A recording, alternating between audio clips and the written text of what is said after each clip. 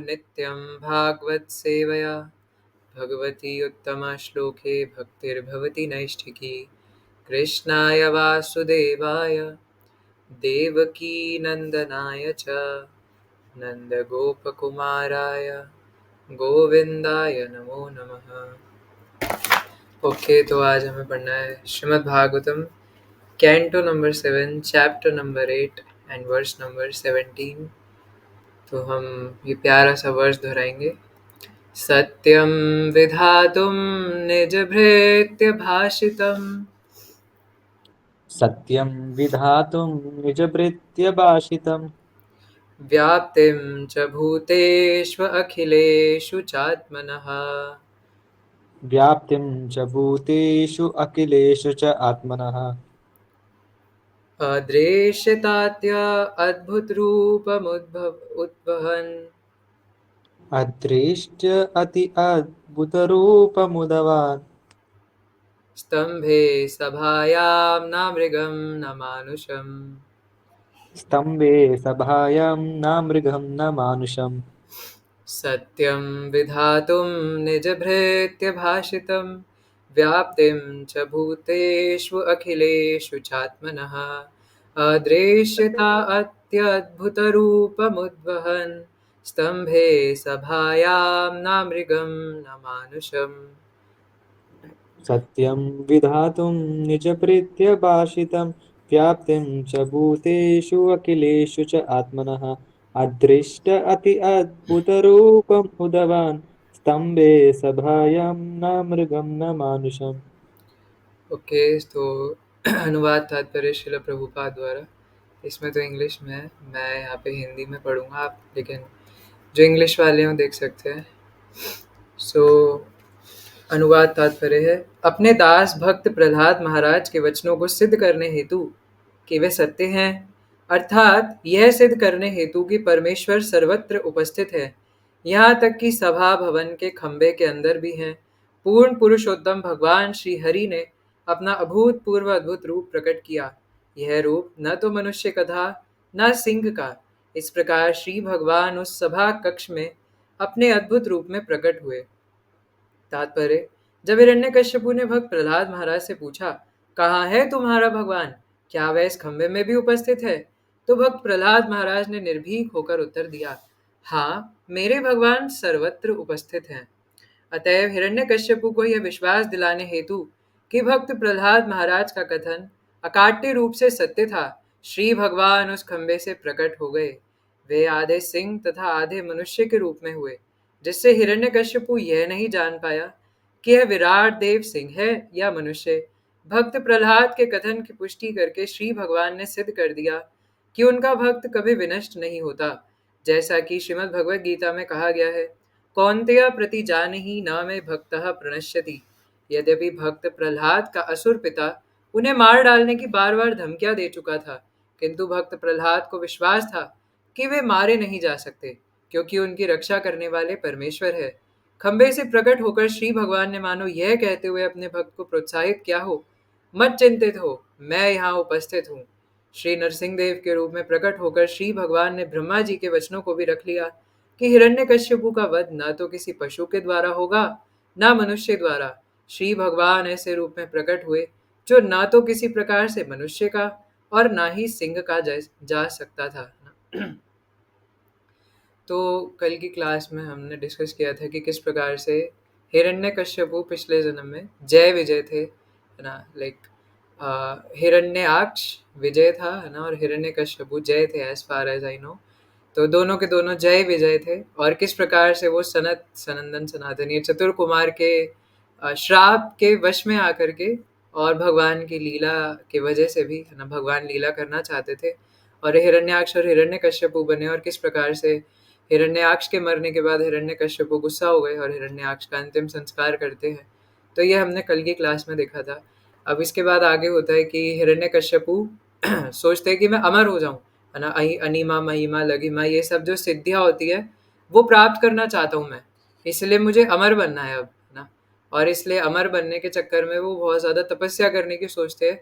और इवन हिरण्यकश्यपु यहाँ तक सोचते हैं कि जो जो इस पृथ्वी के या फिर इस ब्रह्मांड के नियम बना रखे हैं भगवान ने, या ब्रह्मा जी के द्वारा भगवान ने बनाए हुए हैं, उन सबको मैं उलट दूंगा, उस सबको अपोज कर दूंगा, है ना, मैं मरूंगा नहीं, ऐसा कुछ कर दूंगा।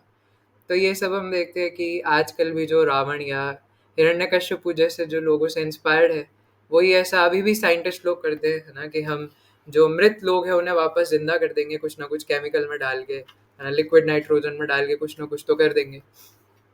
तो इसी प्रकार से हिरण्यकश्यपु से इंस्पायर्ड है वो लोग। लेकिन हिरण्यकश्यपु तो अल्टीमेट लेवल पे है ना।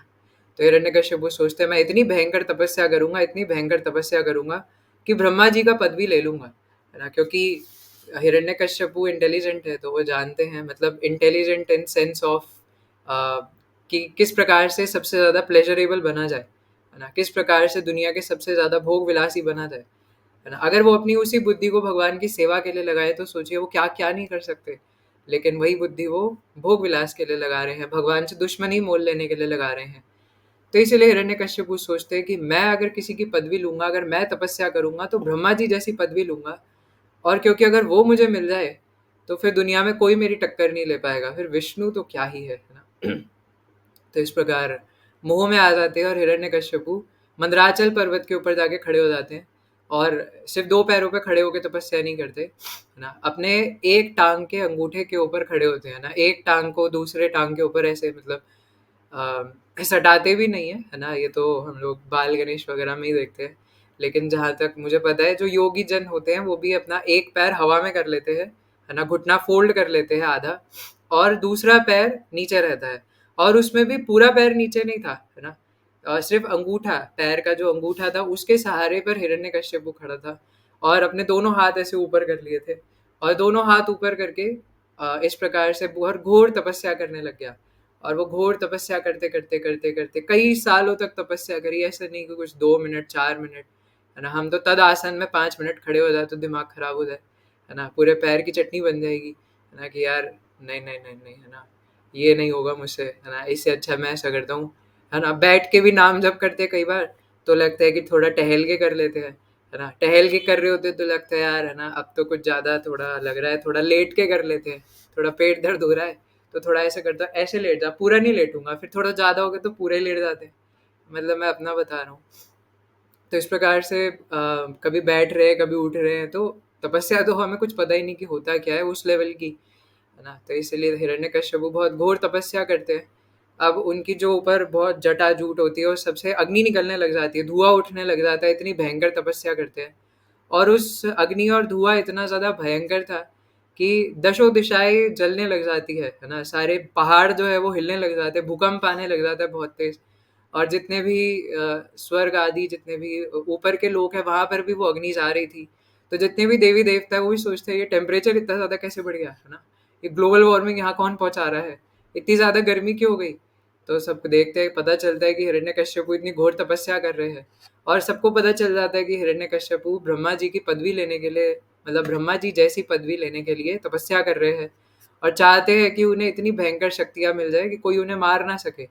तो देवता भी ये बात जानते थे, और पूरी धरती और जितने भी लोग थे वो सारे कांपने लग गए थे, थरथराने लग गए थे, इतनी भयंकर तपस्या कर रहे थे हिरण्यकश्यप।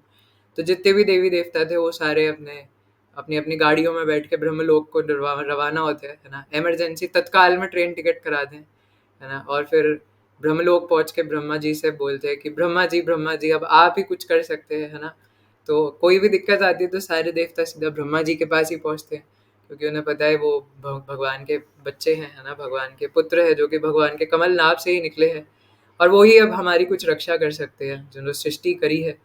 तो ब्रह्मा जी के पास जाके बोलते कि ये देखिए हिरण्यकश्यपु नामक एक असुर है, और इस प्रकार से इतनी भयंकर तपस्या कर रहा है कि आपकी पदवी लेना चाहता है, और चाहता है कि इतना अमर बन जाए कि कोई उसे मार ना सके। तो ब्रह्मा जी ये सब समझते हैं, और ब्रह्मा जी, है ना, कंसीडर करते हैं, सुनते हैं पहले तो अच्छे से, ठीक है ना, बताओ बताओ। तो सभी देवता अपनी अपनी कंसर्न बताते हैं, है ना, कि यहाँ पे टेम्परेचर बहुत बढ़ रहा है, पूरी पृथ्वी काँप रही है ना, क्या होगा न जाने, समझ नहीं आ रहा। तो ब्रह्मा जी कहते हैं ठीक है आप चिंता मत करिए, है ना, मैं अभी अपने हंस वाहन पर बैठकर निकलता हूँ और मैं जाकर देखता हूँ कि क्या चल रहा है। तो ब्रह्मा जी अपने हंस गाड़ी में बैठते हैं, है ना, हमारी गाड़ी तो कुछ भी नहीं होती, हमें तो रैपिडो बुक करनी पड़ती है, वो भी पता नहीं कितनी देर में आती है। तो ब्रह्मा जी के पास अपनी स्पेशल कार है ना, हंस। तो हंस के ऊपर बैठ के उड़ते-उड़ते जाते हैं। अब भागवत में वर्णन आता है कि जब ब्रह्मा जी उड़ते-उड़ते जाते हैं देखने के लिए मंदराचल पर्वत के पास।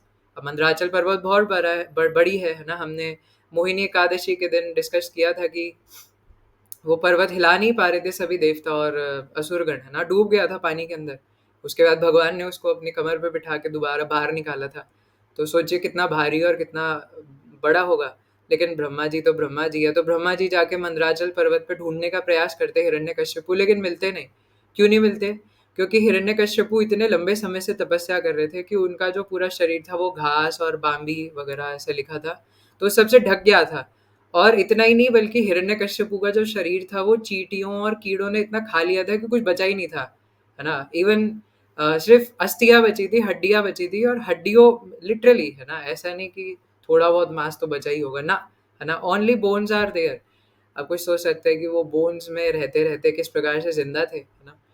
तो ये योग साधना की शक्ति है, वो उन्होंने योग सिद्धि, मतलब योग इस प्रकार का किया था, तपस्या इस प्रकार की करी थी कि एक प्रकार से वो शरीर हट गया था उनका ना, सारा चींटियों ने और कीड़ों ने खा लिया था, है ना? सिर्फ हड्डियाँ हड्डियाँ बची थी, लेकिन प्राण वायु को किसी तरीके से अभी भी रोक रखा था अंदर। तो ब्रह्मा जी ये कह के बोलते हैं, अप्रिशिएट करते हैं हिरण्यकश्यपु को कि आपने बहुत भयंकर तपस्या करी है, ऐसी तपस्या करना हर किसी के बस की बात नहीं है ना? लिटरली ये बहुत बड़ी बात है कि आप सिर्फ बोन्स बची है और उसमें भी आपने प्राण वायु रोक रखी है ना? ये तो हर किसी के बस की नहीं है। और इतने सालों तक बिना पानी पिए तपस्या करना, यार लोग एक एक दिन निर्जला व्रत रखते हैं ना, और उसमें भी सोचते रहते हैं यार कब पानी मिलेगा, कब पानी मिलेगा, है ना? निर्जला फास्टिंग में भी सोचते हैं चलो एक काम करते थोड़ा नहा लेते हैं, नहाते नहाते वो थोड़ा पानी मुंह के पास से तो जाएगा तो थोड़ा तृप्ति हो जाएगी, या थोड़ा कुल्ला करके आता हूँ, पीऊंगा नहीं, बस मुंह को गीला कर लूंगा, वो थोड़ा मुंह सूख गया है ना? और यहाँ पे वो सालों साल इतने सालों तक बिना पानी पिए तपस्या कर रहे हैं, तो ब्रह्मा जी अप्रिशिएट करते हैं।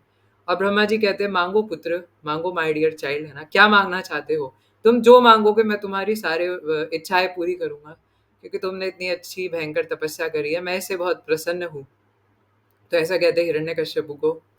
तो हिरण्यकश्यपु पहले तो अपना, है ना, जब आपने देखा होगा कि मूवीज़ वगैरह में भी ऐसा दिखाते हैं, जो ओल्ड महाभारत वगैरह थी, कि जब कोई ऐसे ब्रह्मा जी या इवन कोई भी ऋषि मुनि किसी को श्राप देते हैं, किसी को वरदान देते हैं, तो अपने कमंडलू में से पानी निकालते हैं पहले, है ना? तो ब्रह्मा जी ने भी अपना दिव्य कमंडलू आगे किया और उसमें से ऐसे पानी निकाला और एकदम छींटे फेंक के मारी, है ना, हिरण्यकश्यपु का जो अस्थियां बची थी उसके ऊपर।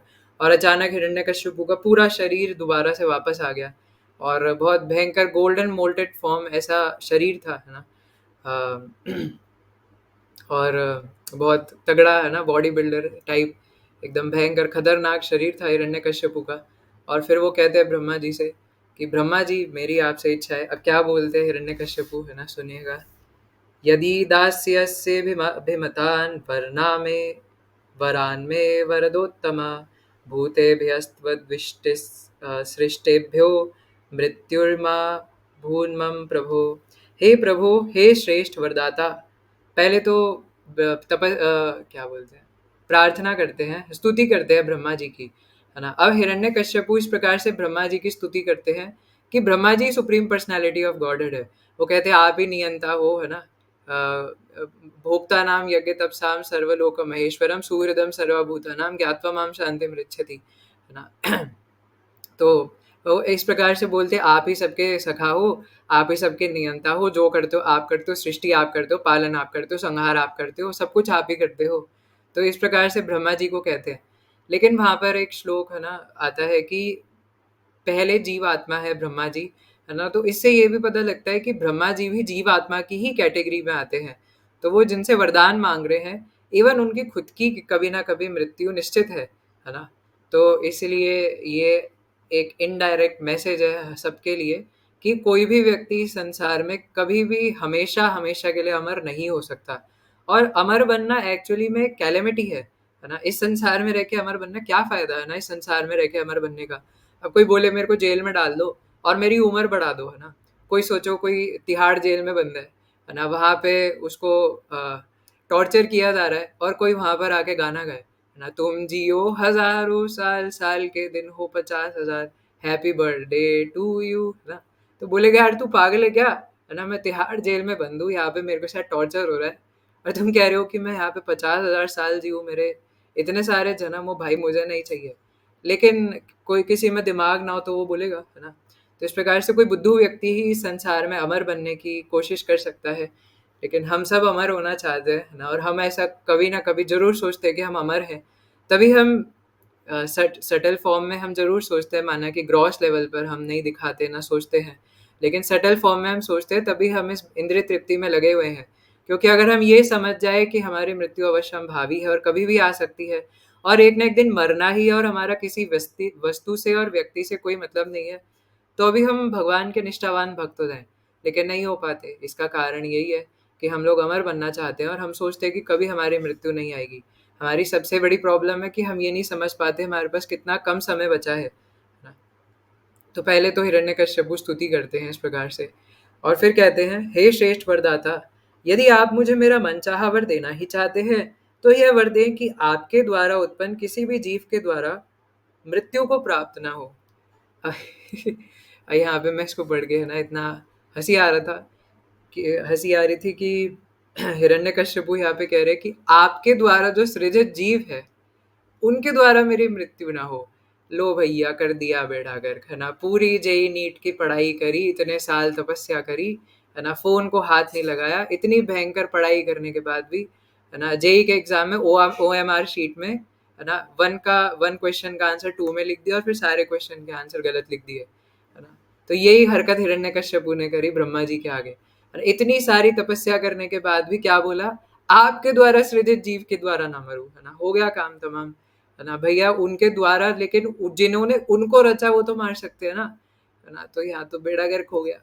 तो लेकिन यही होता है ना? कोई इस संसार में अमर बन नहीं सकता, क्योंकि मैंने कल भी बोला था, किसी को भगवान को चीट करने के लिए भी भगवान की ही शक्ति चाहिए, है ना? तो जब तक कोई भगवान शक्ति नहीं देंगे, कोई कैसे उनको चीट कर लेगा, है ना? इसीलिए अगर हिरण्यकश्यप इस प्रकार के वर मांगेगा भी, तो वो शक्ति भी भगवान से ही आ रही है, इंटेलिजेंस भगवान से आ रही है ना? भगवान बताते हैं कि सर्वस्य चाह हृदि सन्नविष्टो, है ना, मत्त स्मृति ज्ञानम अपमोहनम च, कि स्मृति ज्ञान और विस्मृति सब मुझसे आता है ना? और मैं सभी के हृदय में बैठा हूँ, मैं सब कुछ जानता हूँ।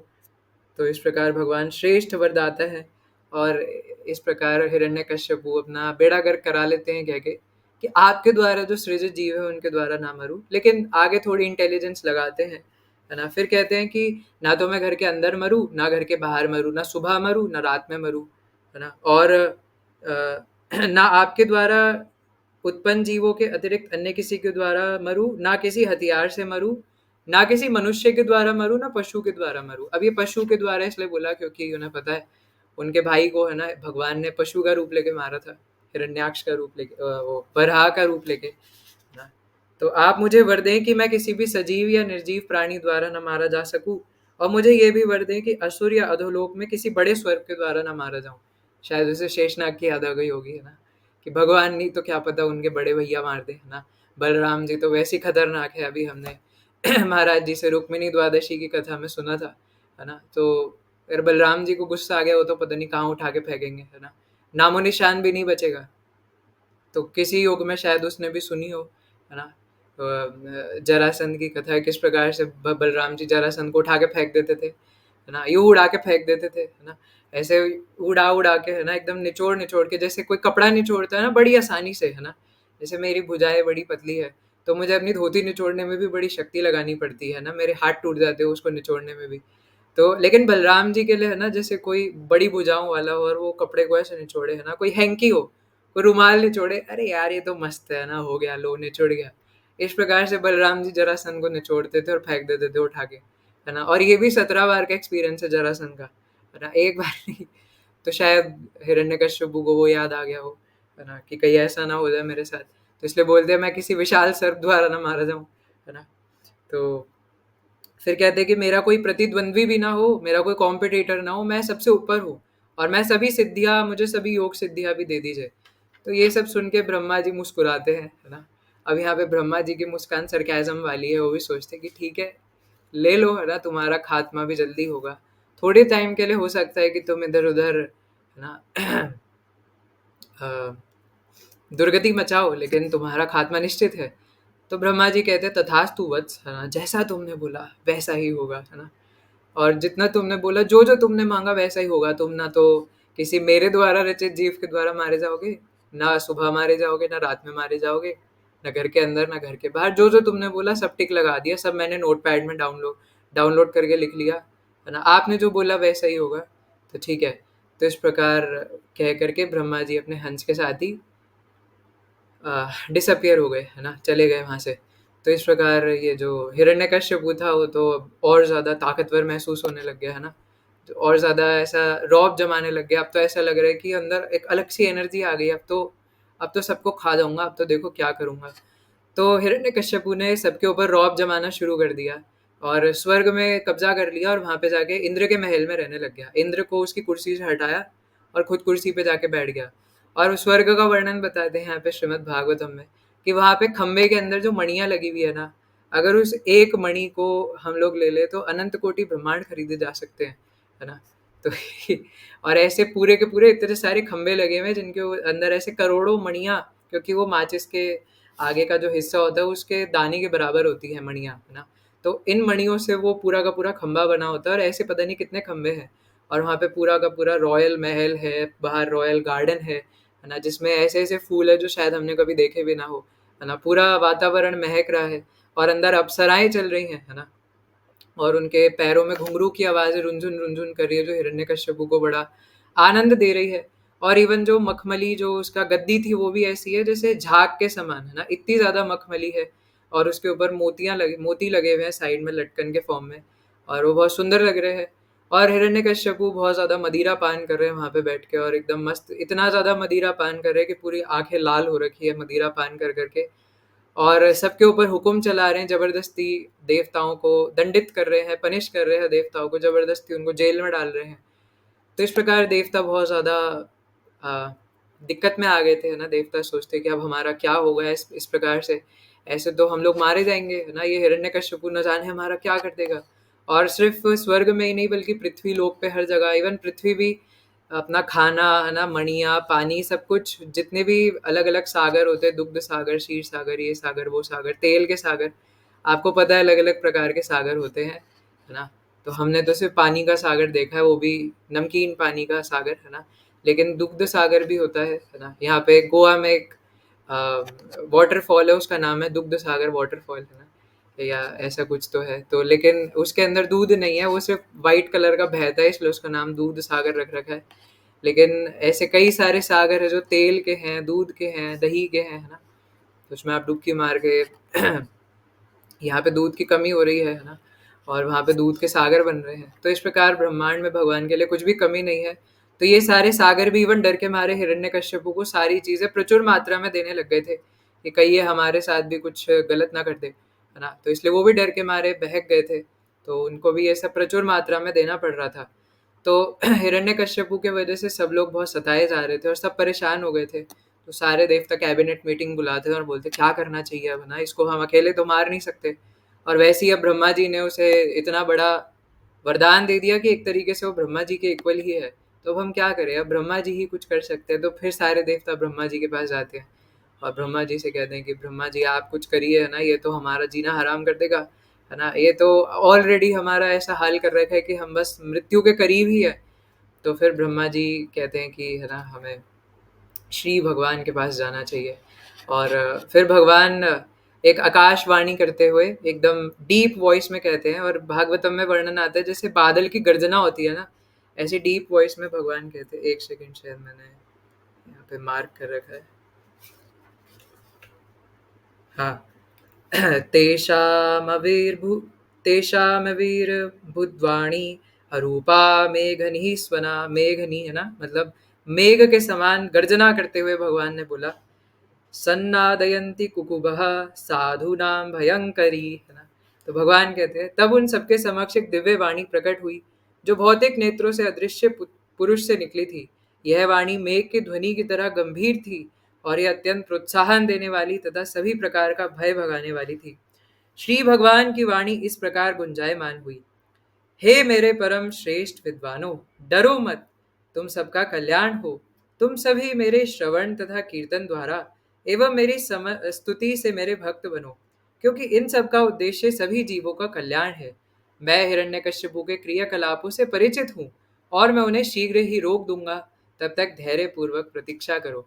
भगवान कहते हैं कि मैं जल्दी ही रोकने वाला हूँ, तुम चिंता मत करो।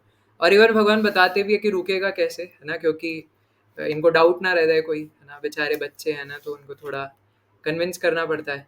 तो भगवान देवताओं को कहते हैं कि हिरण्यकश्यपु के खुद के भक्त पुत्र प्रहलाद महाराज, है ना, जब वो उनके प्रति ज्यादती करेगा, तब मैं अपने भक्त की रक्षा करने के लिए प्रकट होऊंगा और हिरण्यकश्यपु को मार दूंगा, तो तुम चिंता मत करो, तो तुम वापस जाओ। तो देवता सोचते हैं कि अब तो मानो हिरण्यकश्यपु मर ही गया, इसकी ऐसी की तैसी, है ना, चलो वापस। और अब तो हो गया साम दाम दंड भेद, है ना, अब तो भगवान ने मानो मार ही दिया, भगवान के मुख से निकल गया, अब तो मार ही दिया समझो, है ना। तो फिर वो वापस जाके आराम से रहने लग जाते हैं कि अब तो क्या यार, अब तो बस कुछ ही दिन का मेहमान है ये। तो फिर ऐसे करते करते युधिष्ठिर, नारद मुनि युधिष्ठिर महाराज को ये वर्णन कर रहे थे। तो फिर वो बताते हैं कि हिरण्यकश्यपु के टोटल 4 पुत्र थे, जिसमें से सर्वश्रेष्ठ और सबसे सर्वश्रेष्ठ प्रहलाद महाराज थे। और ये प्रहलाद महाराज भक्त थे और बहुत ज़्यादा भक्ति करा था इन्होंने। अब ये प्रश्न उठ सकता है कि प्रहलाद महाराज तो असुर पुत्र थे, है ना, क्योंकि हिरण्यकश्यपु असुर है, और शुक्राचार्य जी जिनके गुरु है जिन असुरों के, तो उसमें ये प्रहलाद महाराज कैसे भक्त हो सकते हैं, है ना। तो ये प्रश्न उठ सकता है, इसलिए भागवत में पूरा एक अध्याय है कि प्रहलाद महाराज ने ये सब सीखा कहाँ से, है ना। तो लेकिन वो मैं बाद में बताऊंगा, है ना, वो कल थोड़ा बताया था लेकिन बाद में बताऊंगा अभी पूरी स्टोरी। तो इस प्रकार से नारद मुनि युधिष्ठिर महाराज को वर्णन करते हैं कि प्रहलाद महाराज भगवान के बहुत ही ज़्यादा निष्ठावान भक्त है, अनन्य भक्त है। और हिरण्यकश्यपु ने न जाने क्या क्या नहीं किया, पहले तो स्कूल भेजा था, वो स्टोरी हमने तो 2 बार डिस्कस कर ली। फिर स्कूल भेजने के बाद शॉर्ट में आ, उनको बता उनसे पूछा कि तुमने क्या पढ़ा, और फिर उनको डांटा फटकारा, और फिर जब पता चला कि उनको वैष्णव फिलोसफी वो बता रहे हैं, पढ़ा रहे हैं, तो फिर बहुत गुस्सा आया हिरण्यकश्यपु को और मारने के लिए ललायत हो गए। लेकिन उसके बाद भी प्रहलाद महाराज मान नहीं रहे थे, है ना। प्रहलाद महाराज क्या कर रहे थे अपने स्कूल में जाके, और जैसे टीचर्स थोड़े इधर उधर हुए और सबको बिठा के, है ना, आओ बच्चों, है ना, आज मैं तुम्हें एक कहानी सुनाता हूँ, है ना, आओ बच्चों तुम्हें सुनाऊँ कहानी श्री विष्णु भगवान की, है ना। तो इन सबको वो बीच में बैठ के बोलते थे कि आओ, है ना, चलो आज हम श्रीमद् भागवतम कथा करेंगे, तो बैठो। तो सारे बच्चे झुंड बना के बैठ जाते थे प्रहलाद महाराज के पास। और मैंने बताया था क्योंकि वो बच्चे हैं, तो उनको कोई फर्क नहीं पड़ता था, उनको भी दिक्कत थी यार, ये षंड और अमर्क नाम के जो इनके टीचर्स है, ये पता नहीं क्या पढ़ाते रहते फालतू, पॉलिटिक्स इकोनॉमिक्स, कौन पढ़े यार ये सब बेमतलब की चीज़ें। हम तो प्रहलाद महाराज से सुनेंगे श्री भगवान की कथाएं।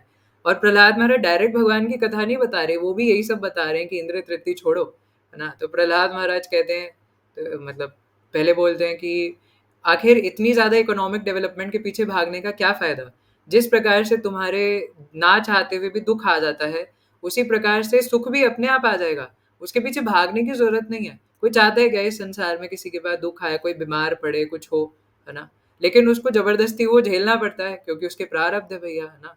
आपके संचित कर्म है, इतने जन्मों का बटोर रखा है, इस जन्म का बटोर रखा है, तो झेलना पड़ेगा। तो जिस प्रकार से दुख अपने आप आ रहा है बिना बुलाए, सुख भी आएगा, और आता है ना, बिना बुलाए आता है। जो व्यक्ति का कमा नहीं रहा, सड़क के किनारे रहता है, क्या उसे कुछ नहीं मिलता, है ना। वो भी एक मतलब एक सिर्फ अंडर गारमेंट्स पहन के, है ना, कभी कभार छोटे बच्चों को देखते हैं कि वो टायर घुमा रहे होते हैं ना डंडी से, मतलब आजकल तो खैर अलग ही है, लेकिन पहले के टाइम पे तो मतलब जैसे बड़े लोग बताते हैं कि जो छोटे बच्चे होते हैं, इवन जो गरीब बच्चे, है ना, वो लोग भी, उनके पास कोई मोबाइल फ़ोन वगैरह कुछ नहीं होता, लेकिन वो भी खुश रहते हैं। आज से अगर हम 7-8 साल पहले भी देखें, कोविड-19 से पहले भी, है ना, और अभी भी हम देखते हैं कि कई बच्चों के पास अगर कुछ नहीं होता, वो अपने में मस्त रहते हैं। और यहाँ हम सोचते हैं यार मेरे पास आईफ़ोन 15 प्रो मैक्स है, 16 प्रो मैक्स क्यों नहीं है यार, है ना। और उनके पास, है ना, कुछ भी नहीं है, वो आइसक्रीम खा के खुश है ना। और आइसक्रीम भी कौन सी, जो उनको कभी कोई पैकेट मिला है ना, वो उसको उठा के देख रहे हैं क्या है। तो दिक्कत सिर्फ यहाँ मन की है ना। दिक्कत ये नहीं कि हमें ये नहीं मिला, वो नहीं मिला, ये मिल गया, वो मिल गया, वो छोड़ के चली गई, वो छोड़ के चला गया, वो आ गया, इस सब से दिक्कत है ही नहीं। दिक्कत सिर्फ मन में है ना। आपने मन में दुख लिया तो दुख महसूस होगा, नहीं लिया तो नहीं होगा, है ना। इसलिए अमोघ लीला प्रभु जी एक बार कह रहे थे कि अगर कभी दुख महसूस हो तो हमें सोचना है कि मैं दुखी नहीं हूँ, मेरा मन दुखी है ना। आज मेरा मन दुखी है, मेरा मन मुझसे अलग है। तो यही प्रहलाद महाराज बोलते हैं कि जिस प्रकार से सुख ना चाहने पे भी आ जाता है, वो सॉरी, दुख ना चाहने पे भी आ जाता है, सुख भी आ जाएगा। जबरदस्ती उसके पीछे मत भागो, है ना, उसके पीछे भागने से कुछ नहीं होगा। फिर बोलते हैं कि इस संसार का सबसे बड़ा जो आ, क्या बोलते हैं, मैं एक तो शब्द भूल जाता हूँ बताते-बताते। बंधन है ना? वो गृहस्थ आश्रम है और गृहस्थ आश्रम एक अंधकूप के समान है क्योंकि उनके गुरु नारद मुनि हैं। तो ऑब्वियसली नारद मुनि जिनके गुरु हैं वो क्या बोलेंगे, है ना? नारद मुनि तो ऑलरेडी उनकी हिस्ट्री है ना? वहाँ पे वो दक्ष प्रजापति के पुत्रों को पहले ब्रह्मचारी बना दिया, फिर उन्होंने गुस्से में आके नारद मुनि को श्राप दे दिया। उनको फिर भी है ना कोई फ़र्क नहीं पड़ा। दक्ष प्रजापति ने और बच्चे करे उनको ही ब्रह्मचारी बना दिया, है ना? फिर और करे उनको ही ब्रह्मचारी बना दिया। तो इस प्रकार से अब प्रहलाद महाराज भी फिर वही बताएँगे, है ना? भई जिनके गुरु ऐसे हैं, तो शिष्य भी ऐसा ही होगा, है ना? तो फिर प्रहलाद महाराज कहते हैं कि देखो गृहस्थ आश्रम में जाने पे क्या होगा कि जो वाइफ है ना? मतलब अगर जो व्यक्ति गृहस्थ आश्रम में आसक्त हो जाता है, उसकी बात कर रहे हैं कि गृहस्थ आश्रम में जो व्यक्ति बहुत ज़्यादा आसक्त है, वो फिर अपनी वाइफ की मीठी-मीठी बातों में आसक्त रहेगा, अपने बच्चों की तोतली बोली में आसक्त रहेगा, है ना? पापा, पापा आप मेरे लिए लॉलीपॉप लाए हो, है ना? तो इस प्रकार से वो बोलेगा, है ना? पापा, पापा आज मेरे को कल स्कूल में पॉलिटिकल मैप लेके जाना है ना? पापा मेरे चोट लग गई, है ना? अब वो सारा ध्यान व्यक्ति का वहीं पे चला गया, है ना? अब वो सोचेगा अरे! मेरे को अपने बच्चे की फ़िक्र करनी है ना? जिसमें अब कोई ये भी सोच सकता है कि इसमें दिक्कत क्या है? दिक्कत कोई नहीं है ना? लेकिन अगर उसने ये सोच लिया कि ये बच्चा मेरा है और मैं नहीं रहा तो इसकी रक्षा कौन करेगा? हो गया बेड़ा गर्क, है ना? तो इसलिए आसक्त गृहस्थ बोला, है ना? क्योंकि अगर ऐसे भी बहुत सारे हैं जो अनासक्त हैं लेकिन वो बहुत रेयर हैं, है ना? तो अगर कोई अनासक्त गृहस्थ है फिर कोई दिक्कत नहीं, लेकिन कोई आसक्त हो गया और ये सोचा कि ये मेरा है, तो काम खत्म।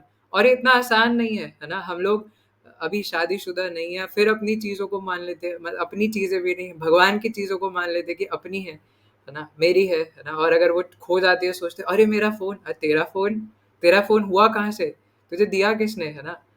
तो जैसे महाराज जी बता रहे थे वो वाला एग्ज़ाम्पल कि कोई बस में बैठा हो और बोले, "अरे भाई साहब मेरा टायर पंचर हो गया।" अरे! तेरा टायर है ना? भाई बस का टायर है, तुम्हारा टायर थोड़ी है ना? तो तुम्हारे टायर किसने लगा दिए जो तुम्हारा टायर पंचर हो गया, है ना? या मेरा बम्पर टूट गया, है ना? तुम्हारा बम्पर कैसे टूट सकता है? बस का बम्पर है। तो इस प्रकार से हम लोग सोचते हैं कि ये सब चीज़ें मेरी है। तो यही सब प्रहलाद महाराज उनको शिक्षा देते हैं। अब ये सब सुन के वो बच्चों को तो बड़ा मज़ा आता है, वो कहते हैं कि प्रहलाद महाराज आपने ये सब कहाँ से सीखा? तो प्रहलाद महाराज कहते हैं कि मैंने ये सब नारद मुनि से सीखा जो कि मेरे गुरु महाराज हैं, है ना? परम आराध्य गुरुदेव है ना श्रील नारद मुनि महाराज, है ना? तो इस प्रकार से वर्णन करते हैं। तो बाकी सब असुर मित्र कहते हैं कि आप भी मतलब हमारी तरह ही असुर परिवार में जन्मे हो, लेकिन आपने ये सब सीखा कहाँ से? मतलब कब सीखा, है ना, नारद मुनि से? है ना? ऐसा कब हुआ जब आप पर्सनल ट्रेनिंग के लिए उनके पास अलग से गए? है ना? आपने हमें तो बताया नहीं। तो प्रहलाद महाराज कहते हैं कि एक्चुअली मैं जब माँ के गर्भ में था तभी मैंने ये सब सीख लिया था। हुआ क्या था कि हिरण्यकश्यपु तो अपनी तपस्या के लिए चला गया। फिर तपस्या पूरी होने के बाद जब देवताओं को परेशान कर रहे थे, तो परेशान करते हुए उस टाइम इंद्रदेव को बहुत गुस्सा आ गया क्योंकि उनकी पदवी छीन ली थी ना, वहाँ पे उनका आसन छीन लिया। तो इंद्रदेव आए मेरे यहाँ पे हिरण्यकश्यपु के राज्य में और यहाँ पर आकर मेरी माता को हरण करके ले जा रहे थे, है ना, अपने रथ में। तो अपने प्लेन में हरण करके ले जा रहे थे, तो उसी टाइम मेरे गुरु महाराज नारद मुनि वहाँ पर प्रकट हुए, है ना? और नारद मुनि ने उनसे बोला कि तुम इस सती स्त्री को क्यों लेके जा रहे हो? किसी और की पत्नी है। तुम्हें ऐसा कुछ नहीं करना चाहिए, है ना? वो थोड़ी ना कोई दुश्मन है ना? उन्होंने थोड़ी ना कुछ किया है। जो करा है हिरण्यकश्यपु ने करा है, आखिर उनका क्या दोष है? उन्हें छोड़ दो। तो इंद्रदेव कहते हैं कि नहीं-नहीं, है ना? इनके गर्भ में असुर का पुत्र है। मैं इन्हें नहीं छोड़ सकता। इस इनके गर्भ में हिरण्यकश्यपु का वीर्य है। अगर मैं इन्हें छोड़ दूँगा तो पता नहीं कैसा पुत्र पैदा होगा और न जाने क्या उधम मचा देगा। तो मैं नहीं छोड़ने वाला जब तक बच्चा पैदा नहीं हो जाता। तो नारद मुनि कहते हैं कि इनके गर्भ के अंदर जो बच्चा है वो भगवान विष्णु का अति अनन्य भक्त है ना? इसको छोड़ दो, वैसे भी तुम उस बच्चे को मार नहीं पाओगे, वो उल्टा तुम्हें मार देगा, है ना? भगवान तुम्हें भस्म कर देंगे अगर तुमने उसके प्रति कुछ करने की कोशिश करी। तो इंद्रदेव सोचते हैं कि है ना ये गलती मैं ऑलरेडी कई बार कर चुका हूँ। तो बोलते हैं ओके नारद मुनि, है ना, सॉरी, है ना, मुझे माफ़ कर दीजिए और आप किसी को बताइएगा मत ऐसा कुछ हुआ था। नहीं, आप ले जाइए, है ना, इन माता जी को साथ में। माता जी आप भी माफ़ कर दीजिए, है ना, वांछा कल्पतरुभ्यश्च कृपा सिंधुभ्येव च, है ना, कि मेरी कोई पोजीशन ना छीन ले। तो इस प्रकार से नारद मुनि फिर उन माताजी को अपने आश्रम में ले जाते हैं और कहते हैं कि जब तक आप बच्चा पैदा नहीं हो जाता आप यहीं पर रहिए और यहीं पर विश्राम कीजिए। आप वहाँ पर राज्य में रह के आपको कोई ना कोई देवता तंग करते रहेंगे। आप इधर आसानी से रहिए, है ना, आपको यहाँ पे कोई तंग नहीं करेगा। तो नारद मुनि जब तक प्रहलाद महाराज गर्भ में थे, तब तक उनकी माता को और जो प्रहलाद महाराज ऑब्वियसली गर्भ में है, तो दोनों को कृष्ण कथा सुनाते थे, है ना? और अपनी अनुकंपा के द्वारा, अपनी दया के द्वारा, क्योंकि ये एक असली शुद्ध भक्त और प्रचारक का लक्षण होता है ना? जब पिछले साल गुरु महाराज हॉस्पिटलाइज़ थे और महाराज को हार्ट अटैक आया था, जैसे कि हम सब में से कई भक्तों को पता होगा। तो हार्ट में महाराज के स्टेंट डला था और उसके बाद महाराज होश में आते ही कथा बताने लग गए थे डॉक्टर को, है ना? तो डॉक्टर कह रहे हैं महाराज आप प्लीज़, है ना, मत बोलिए, आपको इससे प्रॉब्लम होगा। और महाराज बस लाइक नहीं, है ना, महाराज कृष्ण कथा बोलने में लगे हुए हैं। इसे कहते हैं सही मायने में यार देखे तारे कह कृष्ण उपदेश, जिसे देखो जिसे मिलो उसे कृष्ण के बारे में बता दो। इवन हो मेरे ख्याल वो डॉक्टर भी शायद डिवोटी थे, लेकिन फिर भी महाराज उनको कृष्ण कथा बता रहे हैं। तो ये एक साधु का असली लक्षण है कि एक साधु कभी कृष्ण कथा कहने से पीछे नहीं हटता। तो यही सेम चीज़ नारद मुनि में भी, हम नारद मुनि तो शिरोमणि हैं इस चीज़ के। तो नारद मुनि भी, है ना, वहाँ पर दोनों को कृष्ण कथा बता रहे थे। तो प्रहलाद महाराज कहते हैं कि अ, क्योंकि मेरी माता, है ना, शरीर से स्त्री है और इसलिए अल्पज्ञ होने के कारण वो धीरे-धीरे करके जो-जो कृष्ण कथा या फिर जो-जो तत्व सिद्धांत उन्होंने सुना, वो उन्हें भूल गई, है ना?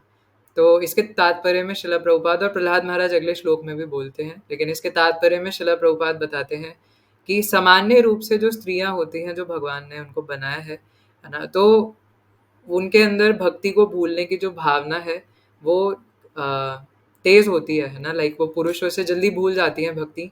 और भौतिक भोग विलास में माताएँ पुरुषों से ज़्यादा अग्रसर होती हैं भौतिक विलास करने में, है ना? भोग विलास करने में, या भौतिक आसक्त जो होते हैं वो ज़्यादा होते हैं पुरुषों के कंपैरिज़न में। लेकिन प्रभुपाद आगे कहते हैं कि अगर कोई विधिवत रूप से, अगर सही मायने में, अगर सही से भगवान की भक्ति करे, प्योर डिवोटी बन जाए, तो फिर स्त्रियाँ इवन पुरुषों से भी आगे निकल सकती हैं। एंड जैसे हमने कल भी डिस्कस किया था, है ना? प्रभुपाद डिसाइपल, है ना, हर ग्रेस यमुना माता जी उसके प्राइम एग्ज़ाम्पल है। और भी बहुत सारे प्रभुपाद एंड बाद में प्रभुपाद के डिसाइपल्स के भी डिसाइपल्स हैं, है ना, जो कि माताजी शरीर में होने पर भी बहुत तीव्रता से भक्ति कर रहे हैं, लेकिन सामान्य रूप से जो इस प्योर वैष्णवी स्तर तक या वैष्णव स्तर तक नहीं पहुंचे हैं। तो ये एक नॉर्मल क्राइटेरिया है ना? कि जो माताएं हैं वो बनावटी ही इस प्रकार से है कि चांसेस आर देयर कि वो भक्ति भी जो बताया गया है उसको भूल जाएं। इसलिए बार बार रिमाइंड करना, चाहे पुरुष हो चाहे स्त्री हो, है ना, बार बार रिमाइंड करना ज़रूरी है। इसलिए प्रहलाद महाराज अगले श्लोक में बोलते हैं, जो भगवान ने गीता में बोला कि एक शूद्र, है ना, एक निम्न जन्मा स्त्री, कोई भी भगवान की भक्ति करके शुद्ध भक्त बन सकता है और एक ही जन्म में भगवत धाम वापस जा सकता है। तो इसलिए हे मेरे प्यारे असुर मित्रों, है ना, सिर्फ़ और सिर्फ़ मेरे गुरु महाराज नारद मुनि की कृपा के द्वारा ही मैं ये सब आपको बता पा रहा हूँ और ये सब मैं समझ पाया और थोड़ी बहुत भक्ति जो भी कर पा रहा हूँ वो कर पा रहा हूँ, असुर होने के बाद भी। और मैं आपको भी यही बताऊँगा कि आप भी यही सब करें। तो जितने भी वो मित्र थे, है ना, वो कहते हैं अशंड और अमर्क जाए भाड़ की भट्टी में, है ना। हम लोग आज से प्रहलाद महाराज को टीचर बनाएँगे, है ना, और आज से हम लोग प्रहलाद महाराज को फ़ॉलो करेंगे। अब सोचो आप किसी स्कूल में पढ़ रहे हो, है ना, और वहाँ पे बच्चे हैं वो टीचर को फ़ॉलो करने की जगह आपको फ़ॉलो करने लग जाए, तो प्रिंसिपल आपको निकाल के फेंक देगा, है ना। कहेगा यार ये तो हमारा फ़ीस सारी ले जाएगा, ऊपर से हमारा पूरा डिसिप्लिन ख़राब कर देगा, है ना, ये तो सारी हमारी जॉब ही ले लेगा। तो इसी प्रकार से षंड और अमर्क ने जब ये देखा कि सारे बच्चे अब हमसे सुनने की बजाय प्रहलाद महाराज से सुन रहे हैं और उनको वैष्णव फ़िलॉसफ़ी में बड़ा मज़ा आ रहा है, तो वो हिरण्यकश्यपु को जाके बताते हैं कि हिरण्यकश्यपु, है ना, आप देखिए कि आपका पुत्र ये क्या कर रहा है। तो जब हिरण्यकश्यपु ये सुनते हैं और सारी बात को समझते हैं, जानते हैं कि अच्छा ऐसा हो रहा है क्या, है ना, तो वो उसी समय प्रहलाद महाराज को मारने का आदेश दे देते हैं और अलग-अलग तरीके से प्रहलाद महाराज को जलाने का, मारने की कोशिश करते हैं। और प्रहलाद महाराज चुपचाप हाथ जोड़ के वहाँ पे सामने खड़े हुए हैं। जैसे जय विजय, ये भी खैर जय विजय ही है, लेकिन जब इनको श्राप मिला था तो जय विजय जैसे खड़े हुए थे सिर्फ हाथ जोड़ करके, अब प्रहलाद महाराज भी हिरण्यकश्यपु के आगे ऐसे खड़े हुए हैं ना, क्योंकि उम्र में भी। और अगर देखा जाए तो प्रहलाद महाराज को ये सब कायदे से बिल्कुल भी दंड मिलना नहीं चाहिए था। पहली बात तो उनकी उम्र इतनी छोटी है, 5 साल के बच्चे को, है ना, कोई भी दंड नहीं दिया जाना चाहिए। और इस प्रकार से फिजिकल दंड, है ना, वो भी मृत्यु दंड, है ना, ये तो बहुत भयंकर है।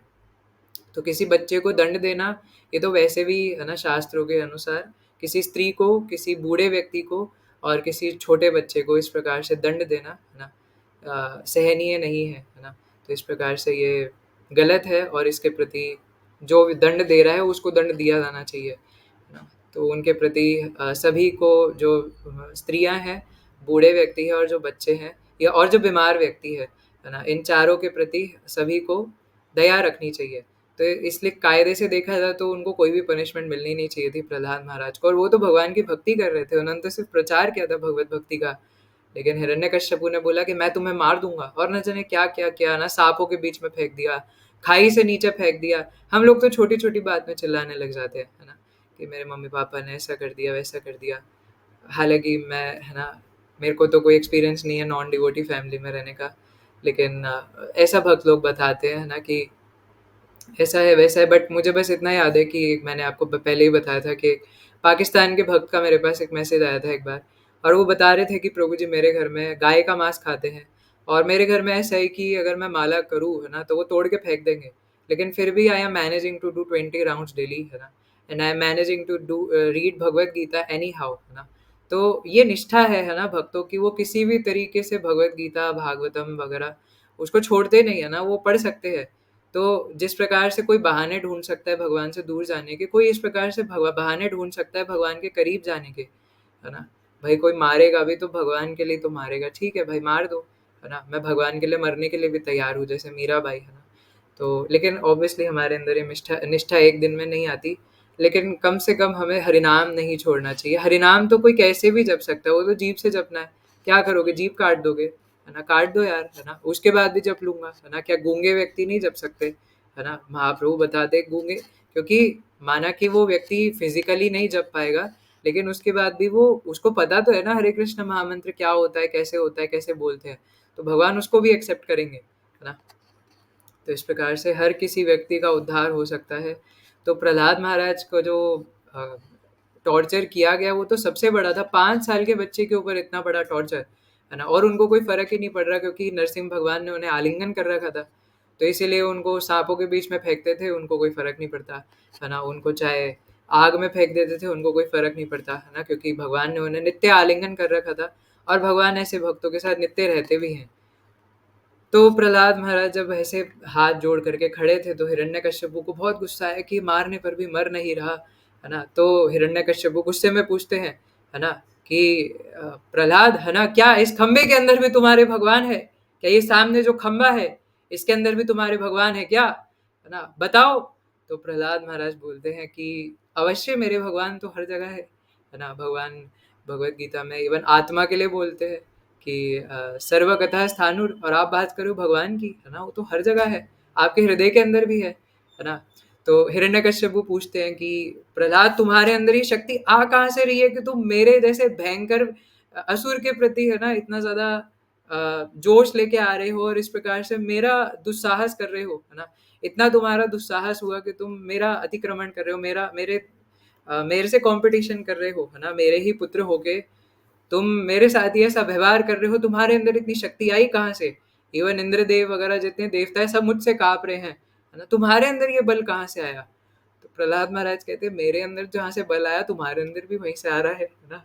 तो क्योंकि भगवान गीता में बोलते हैं, है ना, इतनी जगहों पे कि 11वें अध्याय 10वें अध्याय में भी भगवान ने बताया है कि किसी भी व्यक्ति के अंदर कोई भी ऐश्वर्य, सुंदरता हो, है ना, या बल हो, स्मार्टनेस हो, जो कुछ भी हो, वो सब मुझसे आ रहा है ना। और वो तो मतलब एक तिनका बराबर भी बहुत ज्यादा है बोलना, है ना, तिनका बराबर भी ज्यादा हो जाएगा बोलना।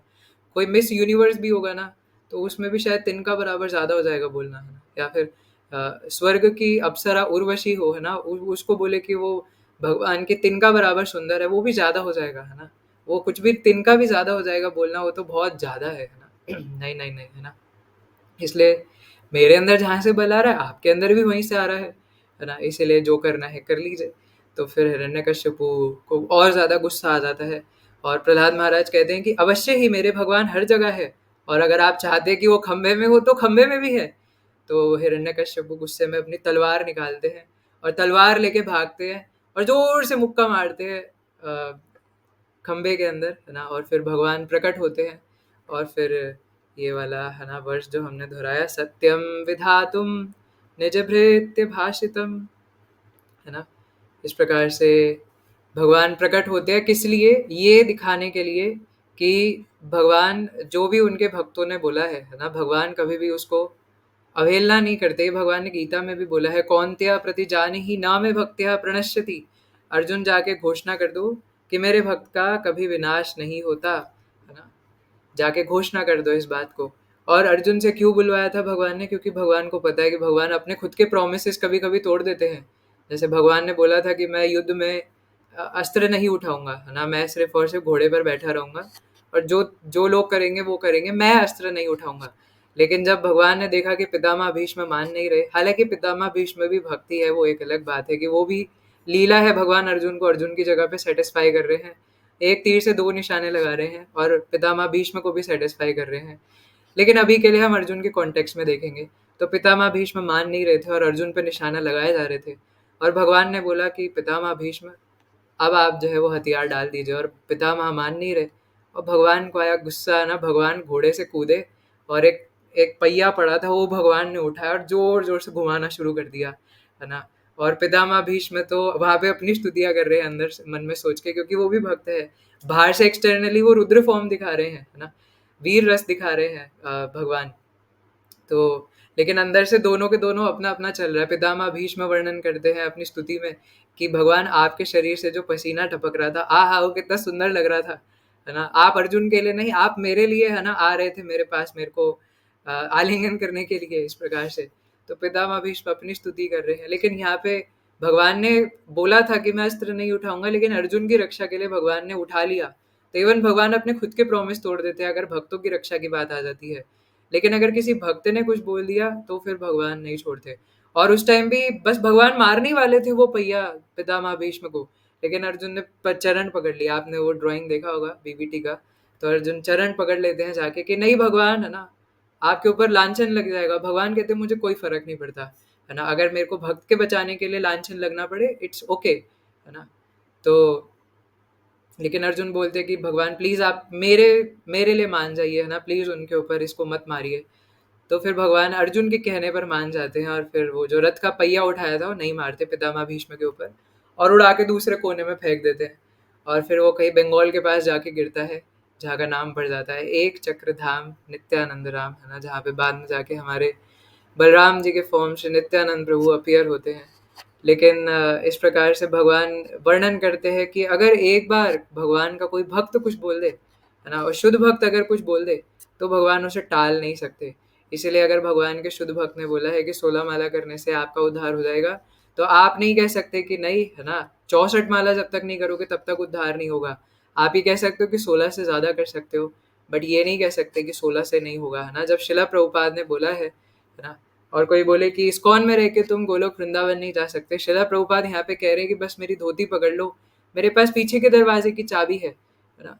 तो इसलिए भगवान के शुद्ध भक्त ने ऐसा कहा है, तो इवन भगवान भी उनके सामने कुछ नहीं कह सकते, है ना, क्योंकि भगवान के शुद्ध भक्त ने जो बोल दिया वो भगवान को करना पड़ेगा। और भगवान यहाँ पे भागवतम में भी इस बात की पुष्टि करते हैं, सत्यम विधातुम निज भृत्य भाषितम, इस बात को सत्य प्रकट करने के लिए, है ना, ये सत्य है, सत्य है, सत्य है, सत्यम सत्यम पुनः सत्यम, है ना, कि मैं बार बार कहते कहते नहीं थकता कि ये सत्य है, क्या, कि भगवान अपने भक्तों की रक्षा के लिए ही, है ना, कुछ भी करने को तैयार है, जो करते हैं अपने भक्तों के लिए ही करते हैं। मत भक्ता विनोदार्थम, है ना, each and everything he do for his devotees pleasure. और दूसरी चीज ये दिखाने के लिए कि भगवान हर जगह पर उपस्थित है ना। भगवान अपने विग्रह फॉर्म में मंदिर में रहते हैं, लेकिन भगवान हर जगह पर उपस्थित है। इसलिए भगवान के जो शुद्ध भक्त होते हैं वो चर अचर हर जगह पे भगवान के दर्शन करते हैं। चैतन्य चरितामृत में आता है कि सर्वत्र होए निज इष्ट स्फूर्ति, कि भगवान के जो एक अत्यंत शुद्ध भक्त होते हैं वो हर जगह पे भगवान का दर्शन कर सकते हैं, इन एनिमेट इन एनिमेट हर जगह पर, है ना। और वो किसी भी वस्तु में भगवान को देख सकते हैं। आई गेस यहाँ पर मैंने एक वर्स मार्क किया था, नहीं मिल रहा अभी तो।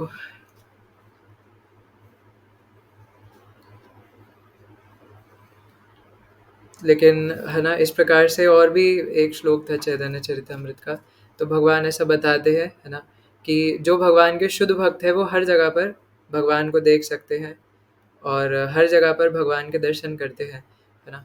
जैसे जब हम भक्ति में आते हैं तो इवन हम लोग भी धीरे धीरे कभी कहीं भगवान के नाम लिखे होते हैं तो अचानक दृष्टि पड़ती है, लेकिन शुद्ध भक्त तो हर जगह भगवान को देखते हैं। तो इस प्रकार भगवान खंभा फाड़ करके प्रकट होते हैं, और हिरण्यकश्यपु को थोड़ी देर लगता है कि भगवान है या कौन है ना, तो वो ऊपर से लेके नीचे तक भगवान को घूरते हैं कि क्या सच में भगवान ही है ना, कंफर्म कर रहे होते हैं। और भगवान एकदम खतरनाक फॉर्म में होते हैं, भगवान की आंखें एकदम लाल लाल हो रही होती है, भगवान का सर पूरा आसमान को छू रहा होता है, क्योंकि भगवान बहुत अ, बड़े फॉर्म में प्रकट हुए थे। और भगवान के नाखून बहुत बड़े बड़े थे, जो कि बहुत तीक्ष्ण लग रहे थे, ऐसा लग रहा था कि बस अभी फाड़ डालेंगे।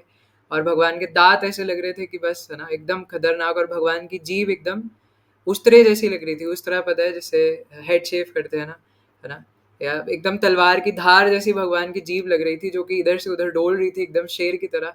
और भगवान के चेहरे से लार टपक रही थी, क्योंकि शेर के फॉर्म में आए हैं ना, नर सिंह, नीचे से सिंह और ऊपर से शेर। और इस प्रकार भगवान की जो ब्राउन ब्राउन गोल्डन हेयर थे गर्दन के पास, उसमें पसीना लगा हुआ था, और वो बहुत सुंदर लग रहा था, है ना, ऐसा वर्णन करते हैं नारद मुनि। तो इस प्रकार भगवान बहुत अत्यंत सुंदर लग रहे थे। और हिरण्यकश्यपु ये कंफर्म कर लेने के बाद कि ये विष्णु ही है ना, तो वो अपना गदा उठाता है और भगवान के ऊपर वार करने के लिए जाता है। लेकिन जैसे ही वो भगवान के ऊपर वार करने के लिए जाता है, तो कुछ पता ही नहीं लगता कि हिरण्यकश्यपु कहाँ गायब हो गया, है ना। तो फिर हिरण्यकश्यपु दोबारा से देखते हैं कि अरे ये क्या हुआ, है ना, मेरे को तो पता ही नहीं लगा कि कहाँ पे नरसिंह भगवान निकल के चले गए, और मेरे को तो कुछ पता ही नहीं लगा मैं कहाँ था, नरसिंह भगवान कहाँ थे। तो फिर वो दोबारा से गदा उठाता है ना, और फिर दोबारा से भागता है नरसिंह भगवान के ऊपर मारने के लिए। तो वर्णन करते हैं नारद मुनि कि भगवान ने हिरण्यकश्यपु को ऐसे पकड़ लिया जैसे कोई गरुड़ देव किसी चूहे को या किसी सांप को पकड़ ले, है ना, इतने बड़े गरुड़ देव किसी छोटे से सांप को पकड़ ले, ऐसे लग रहे थे भगवान, है ना, हिरण्यकश्यपु को पकड़ने के बाद। और हिरण्यकश्यपु का शरीर ऐसा था कि कोई तलवार वगैरह भी उसको भेद नहीं सकती, है ना, लेकिन भगवान तो कुछ भी कर सकते हैं। तो भगवान ने उसको ऐसे पकड़ लिया और फिर ऐसे पीछे करके छोड़ दिया। तो हिरण्यकश्यपु को लगा कि शायद नरसिंह भगवान डर गए, है ना, अरे रे रे रे रे नरसिंह देव तो डर गए, नरसिंह देव तो डर गए, है ना, अब देखो अब मैंने कैसे मारूंगा। और फिर वो गदा उठाता है, फिर मारने जाता है। तो भगवान उठाते हैं उसको, है ना, उसका गदा उठा के उड़ा देते हैं। और हिरण्यकश्यपु को अपनी जांग पे बिठाते हैं, गोदी में रखते हैं, और अपने नाखून लेके चीर के फाड़ के फेंक देते हैं। और जो हिरण्यकश्यपु के अंदर से लॉन्ग इंटेस्टाइन निकली थी, उसको अपने गले में पहन के माला बना लेते हैं, है ना, और फिर जोर से दहाड़ते हैं नरसिंह देव। और इस प्रकार से वर्णन आता है कि हिरण्यकश्यपु को मारने के बाद जो इतना सारा खून निकला था, वो भगवान के ऊपर उड़ के आया, क्योंकि फाड़ दिया था। और जैसे ही भगवान की मूछों पर, बालों पर वो सारा खून उड़ते हुए आया, तो भगवान उसको अपनी लंबी जीभ से पूरा चाट जाते हैं, क्योंकि शेर जैसी जीभ है। और फिर उसके बाद भगवान हिरण्यकश्यपु की बॉडी को साइड फेंकते हैं, और हिरण्यकश्यपु की बॉडी में से भगवान जो फाड़ा था, है ना, उसमें से दिल निकालते हैं और दिल निकाल के साइड में फेंक देते हैं। तो फिर जितनी भी सेना आई थी वो सोचती कि भाई अब हम करें कि क्या करें क्या ना करें, भाई हमारे स्वामी को ही मार दिया, अब हम क्या करें। तो भगवान है ना अपना नाखून लेते हैं, और नाखून ऐसे रखते हो सारी सेना मर जाती है ना, नाखून से ही भगवान ऐसे ऐसे कुचून के सबको मार देते चींटी की तरह। और फिर जब ये सब देवतागण देखते हैं, तो देवता स्तुति भी करना चाहते हैं ना कि अब हिरण्यकश्यपु मर गया, प्रसन्न है, पर डर भी लग रहा है करे क्या। तो भगवान एकदम इस प्रकार से जाते हैं और हिरण्यकश्यपु के आसन पर जाकर बैठ जाते हैं, रॉयल आसन पर। और जितने भी देवता है वो स्तुति करना चाहते हैं, लेकिन कौन करे, तो सबको एक दूसरे को कहते हैं आप करो, है ना। फिर सारे छोटे मोटे देवता कहते हैं इंद्रदेव आप करिए, आप तो देवराज हैं, आप तो हर जगह आगे रहते हैं, अब आप करिए ना। तो इंद्रदेव कहते हैं नहीं नहीं नहीं नहीं, है ना, मैं तो छोटा सा तुच्छ दास हूँ, है ना, ब्रह्मा जी आप करिए, है ना, आपको करनी चाहिए, क्योंकि हम तो आप ही के बच्चे हैं, है ना, हम तो आपके छोटे से दास है ना, आप सीनियर डिवोटी है, आप जाइए और आप जाके भगवान को शांत कराइए। तो ब्रह्मा जी बोलते हैं कि नहीं नहीं देखिए, है ना, मैं भी तो एक तुच्छ दास ही हूँ, है ना, शिव जी को जाना चाहिए, है ना, शिव जी यहाँ पर सबसे सीनियर मोस्ट है, वैष्णव नाम यथा शंभु, भागवतम में वर्णन आता है। तो शिव जी को जाना चाहिए भगवान को शांत कराने के लिए। तो शिव जी कहते हैं कि नहीं नहीं, है ना, देखिए, है ना, ये काम तो लक्ष्मी माता कर सकती है, क्योंकि वो भगवान की अर्धांगिनी है, मैं कैसे कर सकता हूँ, है ना। तो सब लोग इतने ज्यादा भयभीत हो जाते हैं भगवान के रुद्र रूप से, उग्र रूप से, है ना, उग्रम वीरम महाविष्णुम ज्वलंतम सर्वतोमुखम नरसिंहम भीषणम भद्रम मृत्युर्मृत्युम नमाम्य हम स्वाहा, है ना। तो भगवान से डर करके सब इतने डर जाते हैं कि शिव जी भी नहीं जाते। तो बोलते हैं लक्ष्मी माता को जाना चाहिए, लक्ष्मी मैया को जाना चाहिए। तो लक्ष्मी माता भी जाते नहीं, है ना? वो भी डर के मारे नहीं जाते, है ना? उनके अर्धांगिनी होने के बाद भी नहीं जाते। तो फिर सभी देवता कहते हैं प्रहलाद महाराज से कि प्रहलाद महाराज देखिए, है ना? इन्होंने आपके पिता को मारा है ना? और आपके लिए आए हैं, आपके लिए प्रकट हुए हैं। हमें लगता है कि आपको जाना चाहिए, है ना? तो सोचो इतने सारे बड़े-बड़े देवता, है ना? 5 साल के छोटे बच्चे को कह रहे हैं कि आप जाके नरसिंह भगवान को शांत कराइए। और प्रहलाद महाराज एकदम बिना डरे, है ना? बिना डरे एकदम धीरे-धीरे कदमों के साथ नरसिंह भगवान के पास जाते हैं और साष्टांग दंडवत प्रणाम करते हैं। और ये देखते ही भगवान शांत हो जाते हैं। और जैसे ही प्रहलाद महाराज उठ के खड़े होते हैं और प्रहलाद महाराज इससे पहले कि कुछ बोले, भगवान की आंखों से अश्रुधार बहने लग जाती है और भगवान बहुत ज़्यादा कंपैशनेट चेहरा बना लेते हैं और भगवान अपना हाथ लेके और नरसिंह भगवान के सर पर रख देते हैं। और इससे सभी देवता प्रहलाद महाराज की जय जयकार, नरसिंह भगवान की जय जयकार करने लग जाते हैं। जितने भी ऊपर से देवी देवताओं की पत्नियां थी वो फूल बरसाती हैं नरसिंह भगवान के ऊपर। और प्रहलाद महाराज तो मानो फूले ना समाये, है ना? उनके ऊपर तो इतनी भयंकर कृपा हो गई। फिर प्रहलाद महाराज भगवान की स्तुति करना प्रारंभ करते हैं और कहते हैं कि आप ही तीनों जगतों के पालन करता है, जो कुछ भी है आप ही हैं, जो करते हैं आप ही करते हैं, सब कुछ आप ही हैं। आप मेरे जैसे व्यक्ति के लिए प्रकट हुए, है ना? मैं असुर हूँ, है ना? और मैं एक असुर परिवार में जन्मा, सॉरी, है ना? मैं असुर नहीं, मैं असुर परिवार में जन्मा और इतने सारे यहाँ पर बड़े-बड़े देवता खड़े हैं, उनके ऊपर भी आपने कृपा जो नहीं करी वो आपने मेरे ऊपर कर दी। आपने मेरे ऊपर अपना हाथ रख दिया, ये तो मेरे ऊपर सबसे बड़ी कृपा हो गई। इससे बड़ी कृपा मेरे लिए क्या हो सकती है? और ये सुन के प्रहलाद महाराज बस नरसिंह भगवान प्रहलाद महाराज को, है ना, खुश होकर के अपनी गोदी में बिठा लेते हैं और अत्यंत प्रसन्न हो जाते हैं और प्रहलाद महाराज से पूछते हैं कि मैं तुमसे बहुत प्रसन्न हूँ, है ना? और तुम मेरे अनन्य भक्त हो। मांगो तुम्हें जो वर मांगना है, मैं तुम्हें जो कुछ भी तुम मांगो देने के लिए तैयार हूँ। इन तीनों जगतों में जो कुछ भी मांगो, है ना? कोई भी भोग विलास मांगना चाहो वो मांग लो। तो प्रहलाद महाराज कहते हैं कि भगवान आप ये कहकर मुझे शर्मिंदा मत कीजिए। क्या आप मुझे अपने आप से दूर करना चाहते हैं? है ना? आप ऐसा क्यों करना चाहते हैं? आखिर अभी तो मैं आपके पास आया हूँ, अभी तो आप मुझे मिले हैं और अब आप चाहते हैं कि मैं आपसे दूर हो जाऊँ। प्रहलाद महाराज ऑलरेडी, है ना, एक प्योर डिवोटी थे, ऐसा वर्णन आता है पहले कि प्रहलाद महाराज कभी रोते थे, कभी हँसते थे, कभी भगवान की ही तरह लीला करने लग जाते थे, है ना? कभी भगवान की ही तरह ड्रामा करने लग जाते थे। जैसे नित्यानंद प्रभु ड्रामा करते थे ना अलग-अलग भगवान की लीलाओं का, कृष्ण बलराम की लीला का। तो इसी प्रकार प्रहलाद महाराज अकेले में ही ड्रामा ऐसे करने लग जाते थे कई बार। और प्रहलाद महाराज हर समय भगवान की कथा सुनते-सुनते, रोते-रोते, है ना, हमेशा भगवान का स्मरण करते रहते थे। हर जगह कभी उन्हें भगवान के दर्शन हो रहे हैं, हर जगह पे वो भगवान को देख सकते थे। तो प्रहलाद महाराज ऑलरेडी प्योर डिवोटी की श्रेणी में ही थे, है ना? लेकिन इस प्रकार से ह्यूमिलिटी में वो ऐसा कहते हैं कि आप क्यों मुझे लज्जित करना चाहते हैं, है ना?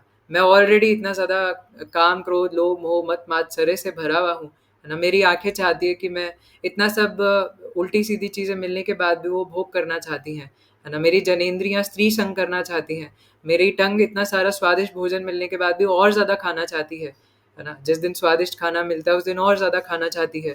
तो बस अगर आप मुझे कुछ वर देना ही चाहते हैं तो आप ये वर दीजिए कि मेरी सारी भौतिक इच्छाएँ समाप्त हो जाएँ और मैं हमेशा आपका ही हो जाऊँ, हे मेरे नरसिंहदेव, है ना? तो नरसिंहदेव बहुत अत्यंत प्रसन्न होते हैं इससे और भगवान बोलते हैं कि, है ना, तुम्हें हमेशा मेरा स्मरण चिंतन करना चाहिए जो कि तुम हमेशा करते ही हो, है ना? हमेशा इस संसार में रहते हुए मेरा श्रवण करो और जैसे ही तुम देह त्यागोगे, है ना, तुम वापस मेरे धाम लौट करके, है ना, नित्य दोबारा मेरी सेवा में आ जाओगे। जैसे और वो नित्य सेवा में ही थे, तो सिर्फ़ एक्सटर्नल डीलिंग्स है ना दूसरों को दिखाने के लिए। भगवान के जो ऐसे शुद्ध पार्षद होते हैं वो हमेशा भगवान की सेवा में ही होते हैं और ये भगवान की सेवा ही तो है ना?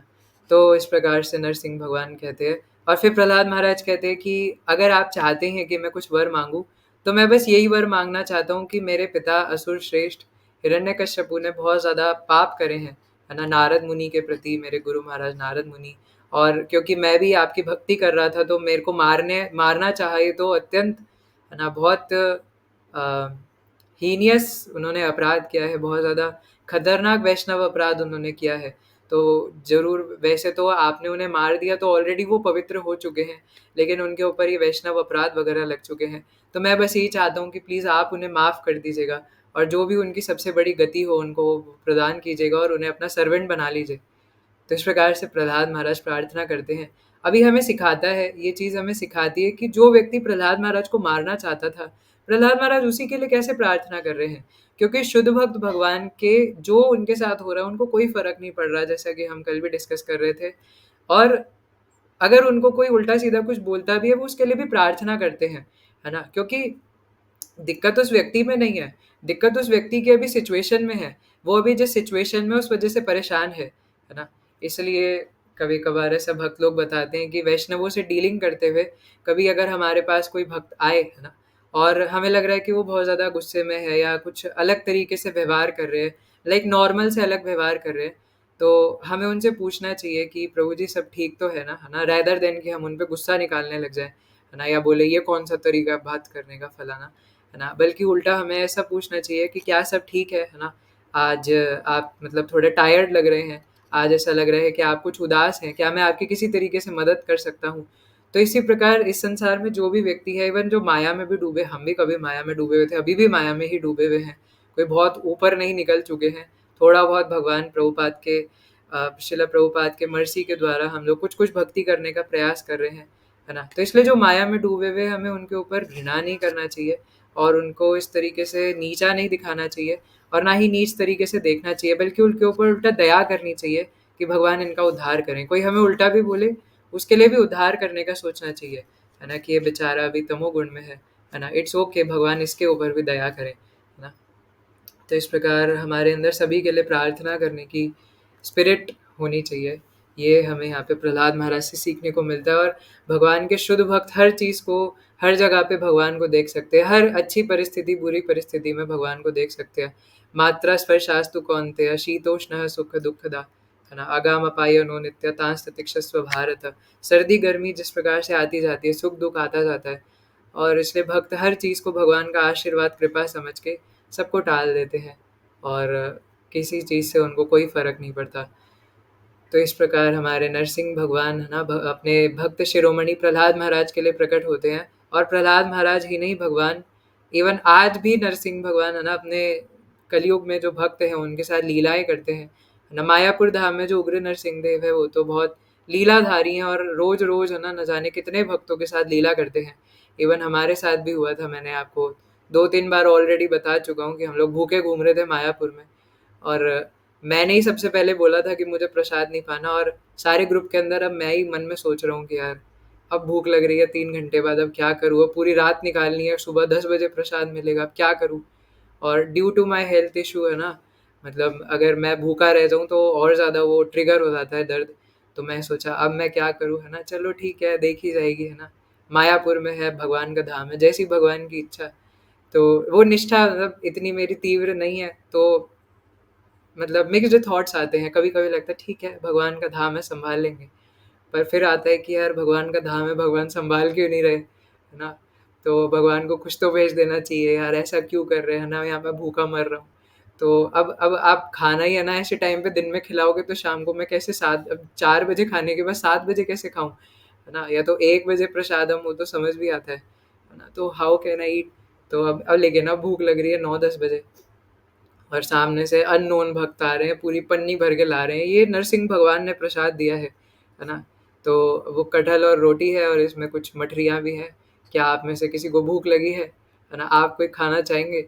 और गजेंद्रपति विष्णु प्रभु जी बोले कि है ना, जाओ ये पन्नी ले जाओ और ऊपर सारे भक्तों को बाँट दो। मैंने देखा सब तो सो गए और 2 ही भक्त जागे हुए हैं और हम तीनों ने वो सारा है ना सफाचट कर दिया। तो वो लोग भी जो भक्त जगे हुए थे वो भी भूखे थे, है ना? तो भगवान एक तीर से है ना सबके, है ना? मेरे लिए तो नहीं भगवान, लेकिन वो सीनियर डिवोटीज़ थे तो इसीलिए भगवान उनकी मनोकामना पूरी करने के लिए भगवान ने उनके लिए प्रसाद भेजा। तो अगर हम शुद्ध भक्तों की श्रेणी में रहते हैं, या श्रेणी कह रहा हूँ, उनके आस-पास रहते हैं, उनके रडार में रहते हैं, तो भगवान फिर हमारे ऊपर भी नज़र डाल देते हैं। तो क्योंकि भगवान ने उनके लिए प्रसाद भेजा और उन लोगों ने पाया, है ना? तो इसीलिए उनके साथ बैठे-बैठे मुझे भी मिल गया, है ना? तो इस प्रकार से भगवान आज भी कई सारे भक्तों के साथ लीला करते हैं और जो रशिया में वो छोटी बच्ची के साथ भगवान ने लीला करी थी, है ना? कि न रशिया में एक छोटी बच्ची के साथ पता नहीं रशिया की स्टोरी है, कहाँ की है, मोस्ट प्रोबेबली, है ना? वहाँ पे एक छोटी बच्ची थी और उसके पास भगवान के वो डॉल्स आती है ना इस्कॉन में, नरसिंह भगवान की, है ना? या अलग-अलग गौर निताई वगैरह की। तो उनके पास वो नरसिंह भगवान की छोटी सी डॉल थी। और अब ये बच्ची वो डॉल को ऊपर ऊपर उछालती थी और कहती थी, माई लॉयन गॉड, माई लॉयन गॉड, माई लॉयन गॉड, है ना। तो वो उनको लॉयन गॉड बोलती थी, क्योंकि ऑब्वियसली है ना अपनी अपनी भाषा में बोल रही है ना। तो उसको बड़ा मतलब इंक्लिनेशन होता था, वो लाइक डॉल थी फिर भी उनसे इंक्लिनेशन होता था कि मेरे लॉयन गॉड है, तो वो उन्हीं को अपने हाथ में रह के रखती थी हमेशा, और उन्हीं के साथ घूमती थी ना। जैसे छोटे बच्चे टेडी लेके घूमते हैं, वो लॉयन गॉड नरसिंह भगवान को लेके घूमती थी। तो एक दिन छोटी सी बच्ची वो अपने आंगन में बॉल से खेल रही थी। तो बॉल चलते चलते क्या हुआ कि मेन रोड पे चली गई, और वो रोड पे भागते भागते गई बॉल के पीछे। तो सामने से एक बहुत स्पीड में ट्रक आ रहा था, और ट्रक ने बच्ची को उड़ा दिया, है ना। और ऊपर से उसके पिता देख रहे थे फर्स्ट फ्लोर से, तो वो नीचे कूद जाते हैं। अब वो कूदते हैं तो पिता को भी चोट लगती है, तो कूदते ही भाग नहीं पाते, और वो देखते हैं कि कैसे ट्रक ने उनको उड़ाया, उस बच्ची को। और दूर से पुलिस की गाड़ी खड़ी थी और 2 पुलिस वाले उसके अंदर बैठे थे, और वो दोनों पुलिस वाले भी ये देख रहे थे कि कैसे वो बच्ची उड़ के कई मीटर दूर गिरी। और फिर वो भाग के वहाँ पे जाते हैं, ट्रक रुकवाते हैं ना, और फिर उस बच्ची को उठाते हैं और जल्दी से हॉस्पिटल लेके पहुँचते हैं। और फिर हॉस्पिटल में जब उसका चेकअप 3-4 बार करती है नर्सेज़, और बोलती है कि आप लोग कहीं झूठ तो नहीं बोल रहे, आपने पी तो नहीं रखी, है ना? तो पुलिस वाले बोलते हैं कि व्हाट आर यू सेइंग, है ना? हम लोग पुलिस वाले हैं, आपको तमीज़ नहीं है बात करने की, हम लोग 2-2 ऑफिसर्स हैं। हमने अपनी आँखों से देखा है कि ये बच्ची ट्रक से इतनी दूर उड़ के गई थी। तो वो नर्सेज़ बोलती है कि नहीं देखिए, आप कुछ झूठ बोल रहे हैं, इस बच्ची के शरीर पर एक खरोंच का निशान नहीं है, कुछ भी नहीं है। और आप कह रहे हैं कि ट्रक ने उड़ाया है, एक 4-5 साल की बच्ची को एक ट्रक उड़ाए, तो शायद बचने के भी चांसेस नहीं है ना? और इसके चेहरे पर, शक्ल पर कहीं पर भी एक खरोंच तक नहीं है, हाउ इज़ इट पॉसिबल? तो फिर पुलिस वाले कहते हैं कि चलो ऐसा करते हैं, बच्ची जब होश में आ जाएगी उसी से पूछने का प्रयास करेंगे। तो जब थोड़ी देर में बच्ची होश में आती है, तो सब लोग उस बच्ची से पूछते हैं कि बेटा, क्या तुम्हें कुछ याद है कि तुम्हारे साथ क्या हुआ था? तो वो बताती है कि हाँ, मैं बॉल के पीछे भाग रही थी, और सामने से ज़ोर से ट्रक आया, और जैसे ही वो मुझे हिट करने वाला था, तो मैंने लॉ एंड गॉड चिल्लाया, और मेरे लॉ एंड गॉड आए और मुझे उठा के और सड़क के दूसरे किनारे ले जाके लिटा दिया। और उनका नाखून इतना ज़्यादा पैना था कि मेरी कमर पे लग गया। तो जब डॉक्टर वो कमर से कपड़े हटा के देखते हैं, तो वो उस बच्ची के शरीर के ऊपर वो नरसिंह भगवान के मतलब इस प्रकार के निशान थे, जैसे किसी शेर ने नाखून मारा हो ना। इतना ज़्यादा तीव्र उसके कमर पर नाखून था। तो भगवान ये यथा माम प्रपद्यन्ते तांस्तथैव भजाम्यहम्। भगवान आज भी भक्तों की रक्षा करते हैं, भगवान भक्तों के साथ रेसिप्रोकेट करते हैं। लेकिन कब? जब हम चाहेंगे, है ना? जब हम भगवान के ऊपर विश्वास करेंगे, निष्ठा रखेंगे। अगर विश्वास नहीं है तो फिर कैसे रेसिप्रोकेट करेंगे? अगर हम यही सोचेंगे कि इधर-उधर के लोग मेरी रक्षा कर लेंगे, बचा लेंगे, मेरा ध्यान रख लेंगे, मुझे प्रेम कर लेंगे, कोई स्त्री मुझे प्रेम कर देगी, है ना। जैसे श्रीपाद आनंद प्रभु कहते थे कि if you want embrace from a woman, है ना, then don't expect embrace from Krishna, है ना। If you are expecting embrace from Krishna, then don't expect embrace from women, है ना। कि अगर आप चाहते हो कि भगवान आपको आलिंगन करे, तो फिर इस जगत के जो आलिंगन है वो आपको त्यागने पड़ेंगे, है ना। लेकिन और उसके लिए इंतजार करना पड़ेगा कि भगवान आपको आलिंगन करे। तो इस प्रकार से अगर कोई अपोजिट जेंडर के साथ आलिंगन करना चाहता है, तो फिर भगवान कैसे, है ना, हमारे साथ रेसिप्रोकेट करेंगे। तो हमें भगवान के साथ रेसिप्रोकेट अगर हम भी चाहते हैं कि भगवान हमारे लिए करे, तो उनको समय देना पड़ेगा, है ना। हम उनको समय देंगे तो भगवान सब कुछ छोड़ छाड़ के, है ना, हमारे पीछे लगा देंगे। अभी भी लगे हुए हैं, है ना। बस हम ही है जो उनसे मुख मोड़ के इधर उधर लगे हुए हैं। तो कल, है ना, हमने एक दिन पहले एडवांस में क्लास कर ली, बट कल श्री नरसिंह चतुर्दशी का पावन उत्सव है ना। तो आप सबसे गुजारिश है कि शाम तक फास्टिंग करने का कोशिश कीजिएगा, सूरज ढलने तक। और सूरज ढलने के बाद भी सिर्फ एकादशी प्रसाद लेना है।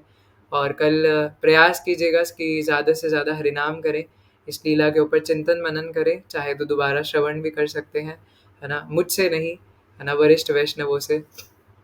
और अ, आपका बहुत बहुत धन्यवाद, है ना, कि आपने अलाउ किया कि मैं आप सबको, है ना, ये कथा कहकर सुना सकूँ और अपना शुद्धिकरण कर सकूँ। और मेरे लिए भी प्रार्थना कीजिएगा, है ना, नरसिंह भगवान से। और अ, हमें भी, है ना, इस प्रकार से चिंतन मनन करना है कि हम भी प्रहलाद महाराज से कुछ सीखें और एक अच्छा भक्त बनने का प्रयास करें। तो यही कह के मैं आज, है ना, यहाँ पे अपनी तुच्छ वाणी को विराम दूंगा। ग्रंथराज श्रीमद् भागवत महापुराण की जय। विघ्न जय विनाशक श्री नरसिंह भगवान की जय। भक्त जय शिरोमणि श्री प्रहलाद महाराज की जय। जय। 3 बार हरे कृष्ण महामंत्र आप सबकी प्रसन्नता के लिए। हरे कृष्णा हरे कृष्णा कृष्णा हरे कृष्णा हरे, कृष्णा हरे हरे, हरे हरे राम, राम हरे राम राम, राम राम हरे राम हरे हरे। हरे। हरे हरे कृष्णा कृष्णा कृष्णा कृष्णा हरे हरे, राम हरे हरे राम, राम, राम राम हरे हरे। हरे कृष्णा हरे कृष्णा कृष्णा हरे कृष्णा हरे हरे, हरे राम राम राम हरे हरे। हरे राम राम राम हरे हरे। श्रील प्रभुपाद की जय। आप सबकी जय। जय। जय निताई जय गौर प्रेमानंदे जय। हरि